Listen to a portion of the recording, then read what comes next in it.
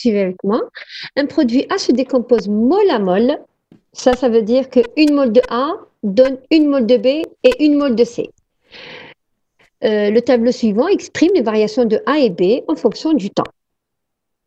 Bien, il nous demande de déterminer la cinétique de la décomposition de A. Bien.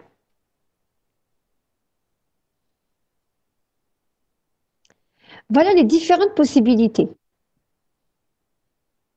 Vous êtes sur la page 2 Page 3, pardon. Est-ce que vous êtes tous sur la page 3 avec moi? Oui, très bien. Donc, regardez.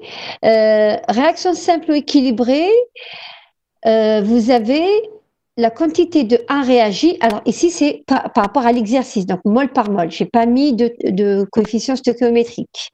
Donc, les coefficients stoichiométriques sont supposés égal à 1 parce que l'exercice l'a supposé ou l'a posé, surtout. Voilà.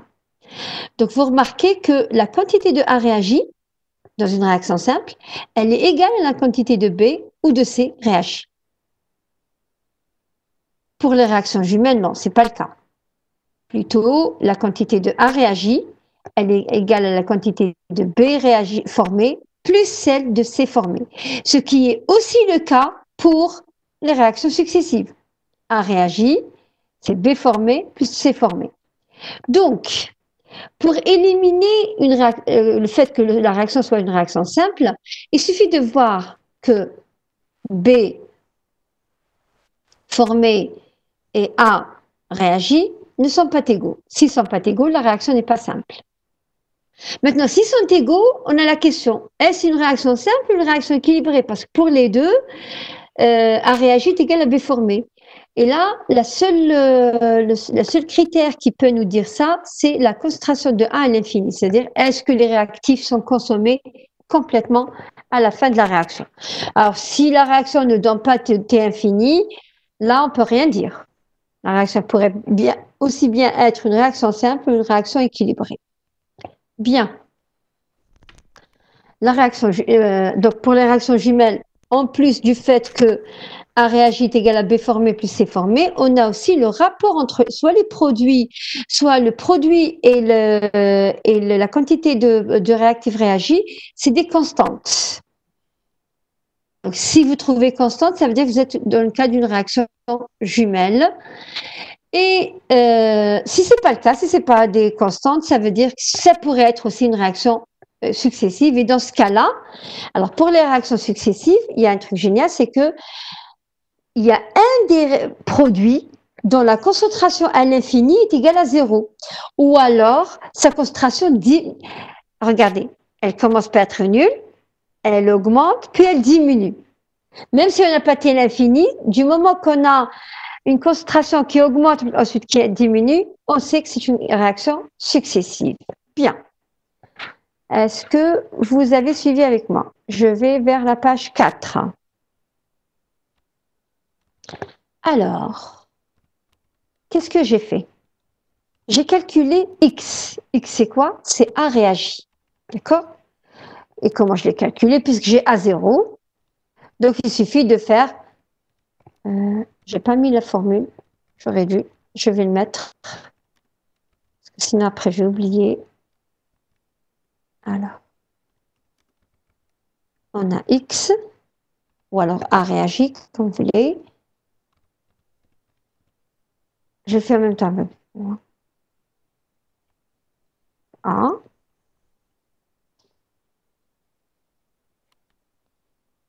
Oui, oui, oui. Pour ce genre de réaction, on a besoin de la concentration de A. Si on ne suit pas la concentration de A, c'est pas évident. C'est pas possible du tout. Le suivi de A, c'est le suivi le plus simple. Pourquoi? Parce que le A, on connaît sa formule. Si c'est nous qui avons fait la réaction, donc c'est nous qui avons mis le A dans le bécher. Donc, le suivi de A, c'est le plus simple. C'est le suivi des produits qui est plus difficile parce que, a priori, on pourrait ne pas savoir on peut savoir quels sont les produits attendus. Mais les produits réellement formés, on pourrait ne pas le savoir.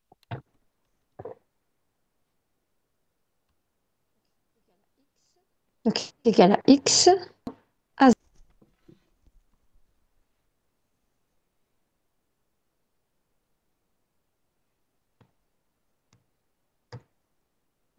moins A.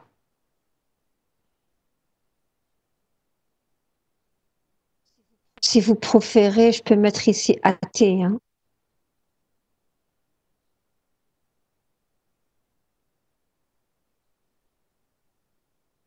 Voilà. Donc j'ai calculé A réagi qui est X à partir de cette formule. Voilà les valeurs que je trouve. Qu'est-ce qu'on remarque? Dites-moi. Pourquoi est-ce qu'on a calculé X?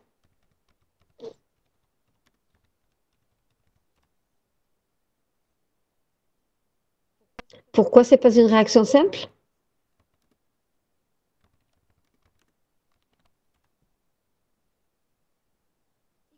X est différent de la concentration de B. Très bien. On remarque que A réagi est différent de B formé. Là, il faudra juste... Le piège que je vois ici, c'est qu'il vous donne ici B différent de 0. Et dans ce cas-là, il faut calculer le B formé. C'est pas B, c'est B formé. Là, regardez, je mets B formé. Donc, A réagi différent de B formé. La réaction n'est ni simple ni équilibrée. Directement. Voilà. Donc, c'est bon. C'est pas une réaction simple, c'est pas une réaction équilibrée. La deuxième question, est-ce une réaction jumelle? Pour cela, je vais faire le rapport de B formé sur A réagi.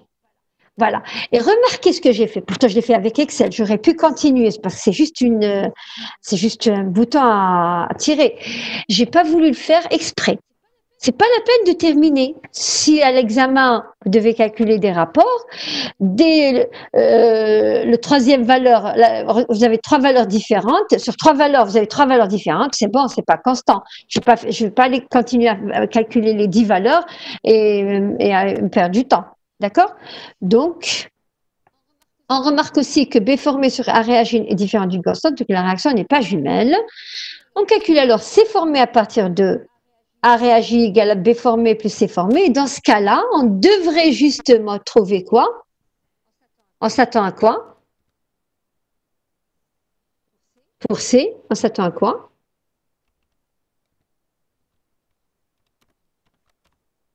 Puisque regardez la variation de B. Égal à B? Comment ça égal à B? S'il est égal à B, ça veut dire que c'est une réaction simple.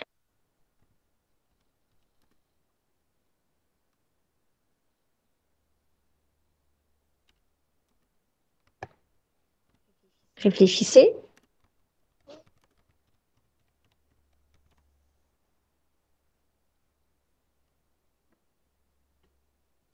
Très bien. Très, très bien. Ça y est, on a éliminé la jumelle. On a éliminé la simple, l'équilibrée. Il reste la successive. Et dans la successive, il y a un des réactifs qui est intermédiaire, c'est-à-dire sa concentration. Elle augmente puis elle diminue. Et comme le B, c'est pas le cas. Regardez B, il ne fait qu'augmenter. Voilà. Alors d'habitude on a A, B, C, mais ça c'est pas du Coran. C'est une supposition. Ça peut très bien être A, C, B. C'est juste une notation. Voilà. Donc c'est A qui donne C, qui donne B. Regardez d'ailleurs ici, je reviens sur la page précédente. J'ai fait les deux cas. Soit A, B, A qui donne B, qui donne C, soit A qui donne C, qui donne B. On peut avoir les deux cas. Rien n'est exclu. Ça marche? Vous me suivez?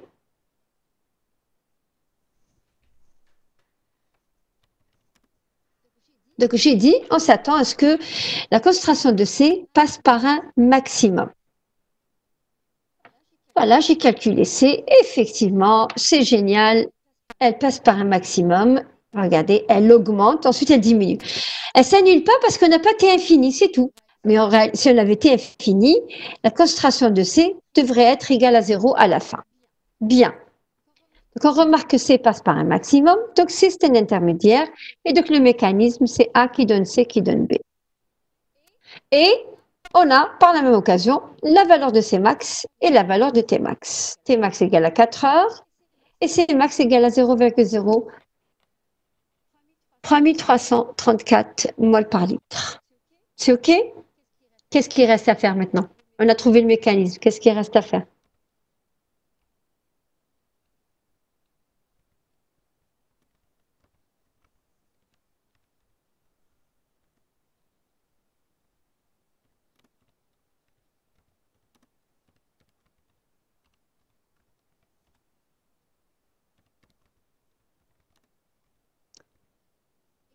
Il reste à trouver les constantes de vitesse.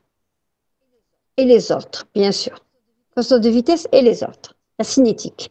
On vient de déterminer le mécanisme. Maintenant, est-ce que c'est des réactions d'ordre 1, d'ordre 2? Bon, nous, on sait qu'entre nous, qu'on n'a fait que l'ordre 1 et donc, normalement, on va vous donner que l'ordre 1. Mais bon, on fait le cas général. Alors, détermination de K1. Supposons que A versé est d'ordre 1. Donc, A égale à petit a exponentielle moins K1T. Ça, c'est l'équation pour une réaction simple.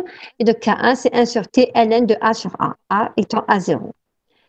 J'ai calculé ln ici, mais j'aurais pu ne pas le faire. Moi, j'ai utilisé la méthode numérique. Ça ne sert à rien de vous dire.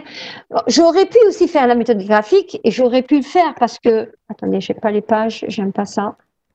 Insertion. Numéro de diapo. Il vaut mieux que je le fasse parce qu'on parle de la même chose. Voilà, très bien. Voilà.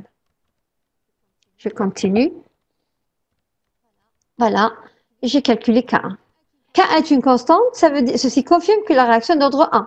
Là, on a confirmé. Non seulement on a calculé K1, mais on a aussi confirmé que l'ordre est égal à 1. Maintenant, pour calculer K2,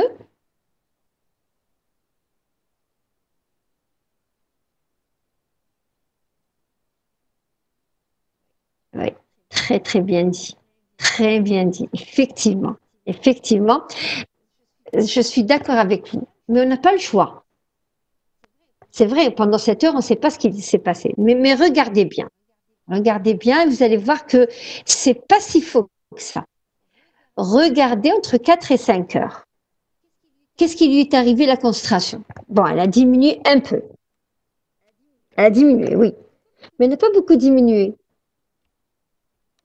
Donc oui, on pourrait penser que 4, c'est le Tmax. D'ailleurs, après, on va voir, vous allez voir, on va calculer, vous allez voir qu'on va trouver pratiquement ça. Vous avez raison, vous avez raison. Mais de toute façon, c'est pas loin de ça. De toute façon, on n'a pas le choix. On n'a pas notre choix, sauf de faire graphiquement, c'est-à-dire de dessiner B et de faire... voilà. Et petite, exactement. Donc, même si on avait fait 4h30, on ne serait pas loin de 0,0333. Donc, vous me comprenez, parce que regardez ici, c'est 0,031. Et un 31 fort. Donc, c'est presque 32. Donc, c'est correct. Voilà. Sinon, le mieux, c'est de faire graphiquement et de déterminer le max graphiquement. Mais ça prend plus de temps quand même. Moi, je vous conseille de faire à partir du tableau pour un examen. Pardon, voilà. Donc, j'ai pris Bmax à partir du tableau et Tmax aussi à partir du tableau. Et j'ai trouvé K2 égale à 0,275 heures moins 1. Justement, là, on fait ce calcul en supposant que la réaction est d'ordre 1. Mais rien ne me dit qu'elle est d'ordre 1. Alors, pour le faire, vérification de l'hypothèse de l'ordre 1 pour la réaction C vers B. Qu'est-ce que j'ai fait? J'ai calculé C formé. Rappelez-vous, C formé, c'est l'intermédiaire. Hein. Donc, je l'ai calculé à partir de l'équation. Dans le cours, c'était B. J'ai fait des calculs, voilà.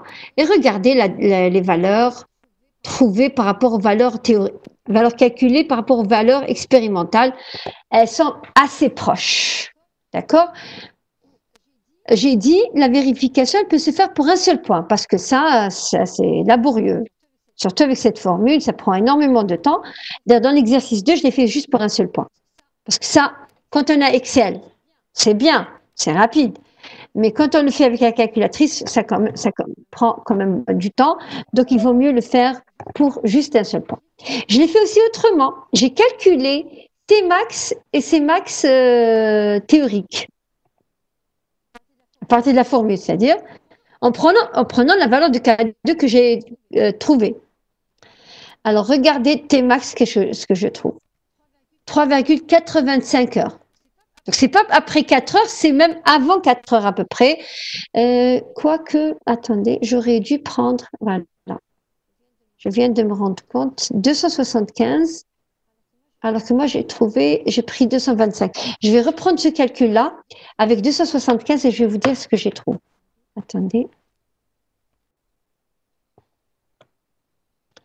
Alors, ln 0,25 divisé par 0,275, je ferme la parenthèse, égale divisé par 0,25 moins 0,275. Expérimentalité de 0,334, 0,0335, c'est assez correct. Hein. OK, ça c'est pour l'exercice 1. Alors, pour